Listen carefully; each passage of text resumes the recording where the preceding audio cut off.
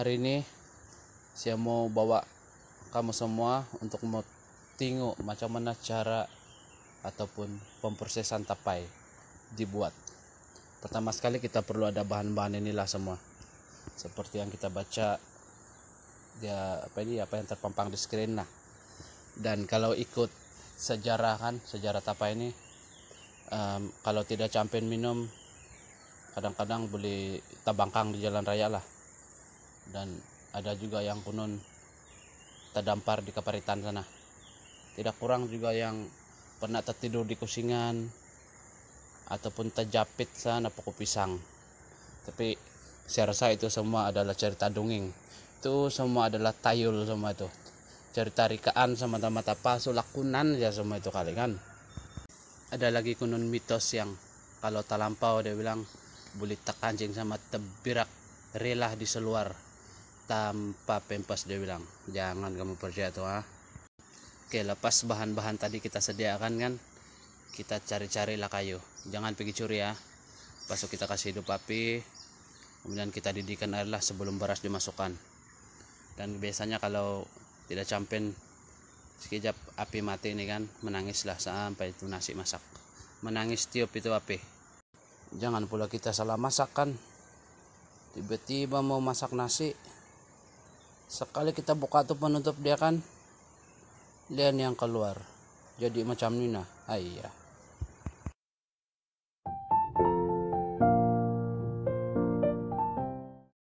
Selepas nasi tadi masak tuh kan, kita akan buat macam inilah untuk proses penyejukan.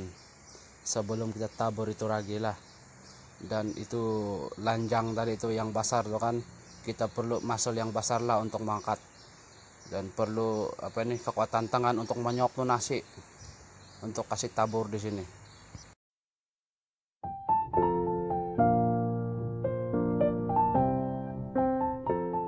Inilah cara untuk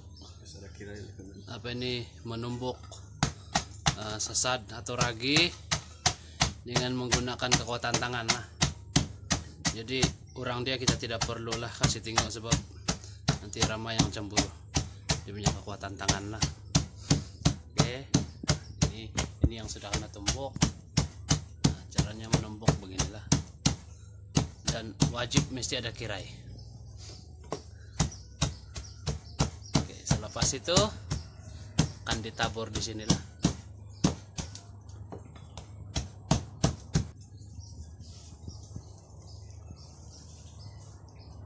Oke, selesai sudah.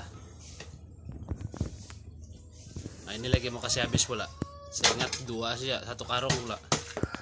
Ini cara menumbuk ini perlu baca-baca sedikit lah supaya dihancur macam ini. Kalau tiada ilmu penumbuk, tidak boleh buat apa-apa.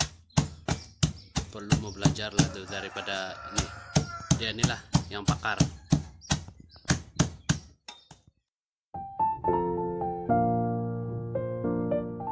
Oke, selepas ragi tadi habis ditumbukan, kita taburkan ke atas nasi lah.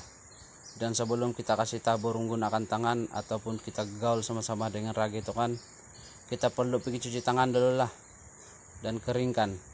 Kalau sudah keringkan, janganlah kita guna tuh tangan itu jari sama kan pikuri hidung lah, pigar-garu kalangkang begitulah. Sebab nanti kalau terlampau banyak itu ramuan-ramuan yang lain kan, nanti itu bisa akan tidak mencapai apa yang kita mau lah.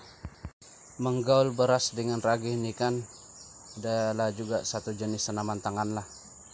Dia boleh membuatkan kita berpeluh, ketiak kita basah, dan kadang-kadang kan kita perlu menukar seluar dalam lah sebab habis basah karena peluh. Oke, begitulah proses dia.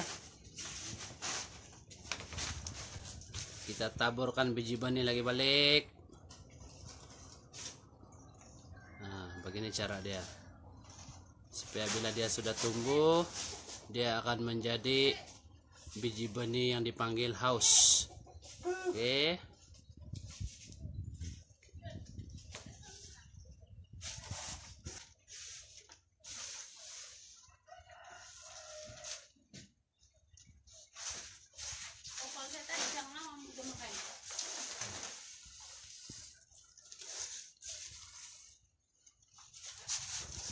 Inilah proses yang dinamakan proses menabur benih-benih yang benih ditumbuk tadi itulah.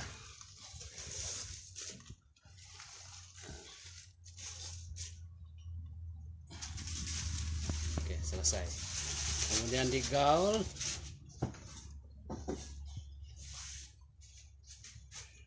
Agar dia sebati lah. Oke, digaul.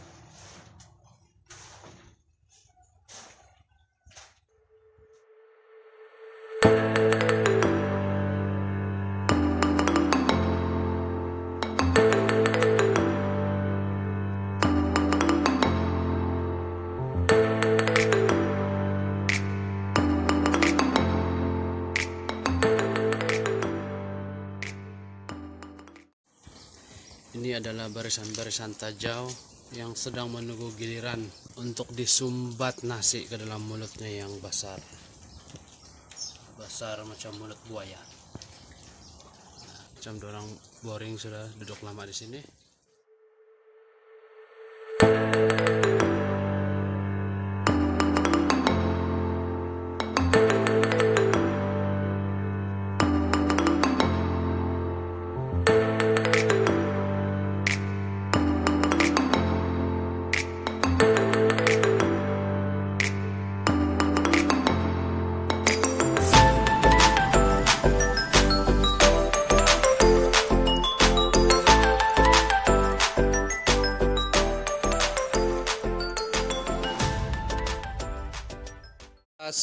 Dia masak dalam 14 hari. Oke, boleh diminum sudah. Dan cara untuk kami bilang di Keningau ini menunsun, kita pakai daun terap yang kering, dicuci habis-habisan pakai sabun peb. Nah, klorok pun boleh. Pasu kena buat macam gini lah. Pasu cara minum dia begini. Deng, pakai hose. Stroba bukan hose. Stroke. Sorry setengah.